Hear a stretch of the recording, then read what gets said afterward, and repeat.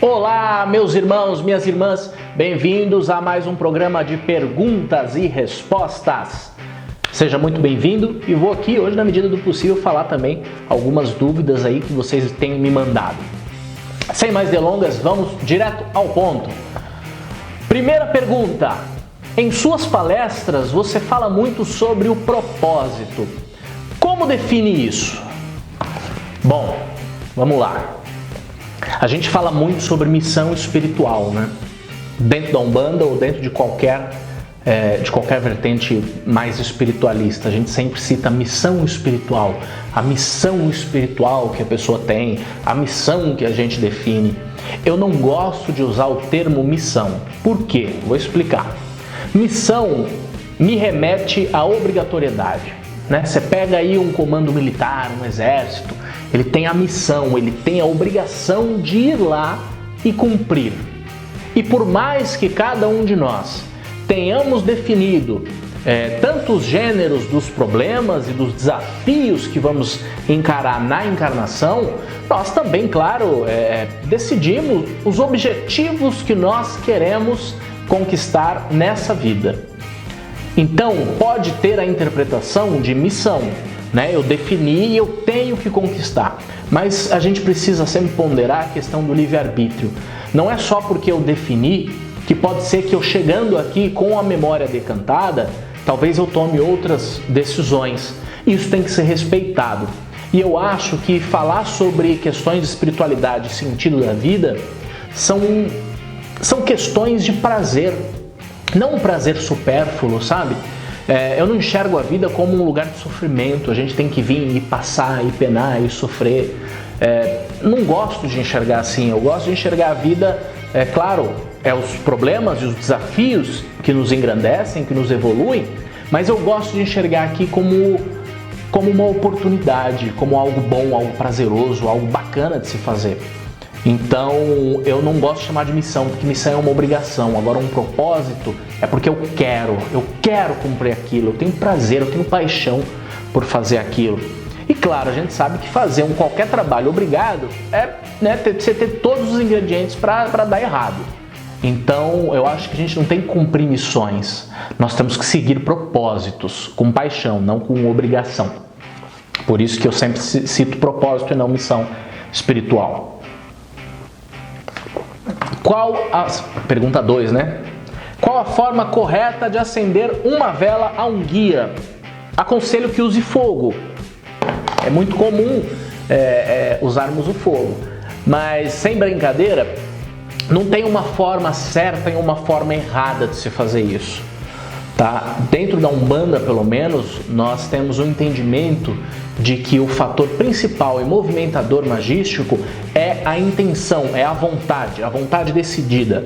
Então, como acender uma vela? Acenda com o coração, acenda com verdade, acenda com propósito, como eu falei há pouco, a questão de propósito. Acenda ela e converse com o seu mentor como se ele fosse o seu melhor amigo, que no final das contas ele é. Ele acompanhou o planejamento da sua encarnação e está acompanhando a execução. Então ele é um dos maiores interessados em que dê certo, porque ele se disponibilizou a olhar por você. Então não deixa de ser um dos seus melhores amigos. Então tenha uma conversa. Eu acho que tudo que a gente tem decorado, no final das contas, não vem do fundo do coração. O que a gente decorou quando eu era criança, eu tinha 6, 7 anos, meu pai fazia o rezar antes de dormir. Então eu levantava ali, nosso Deus, nosso Pai, santificado seja o vosso nome, amém.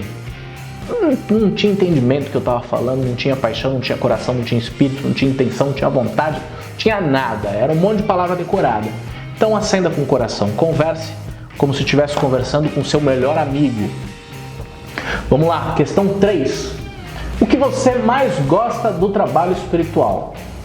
Sem sombra de dúvidas, o servir. Servir espiritualmente é uma dádiva. O trabalho espiritual não é algo pesado, algo obrigatório, algo moroso, eu tenho que abrir mão de 1000 coisas. Embora muitos possam ter uma história parecida, como eu também tenho em alguns momentos da minha vida e de escolhas, mas você poder ser veículo de um serviço maior, você poder servir a espiritualidade, você poder virar para a espiritualidade e falar: estou aqui, quero cumprir o meu papel, faça o possível. Eu acho que não tem nada melhor. Pergunta 4. O que é a morte para você? Recomeço. Recomeço é nascer para a vida, na verdade, né? Que eu acho que quem está morto está mais vivo do que quem está vivo, no final das contas. É curioso, muitas pessoas não sabem disso, mas nascer é um sentimento de muita angústia.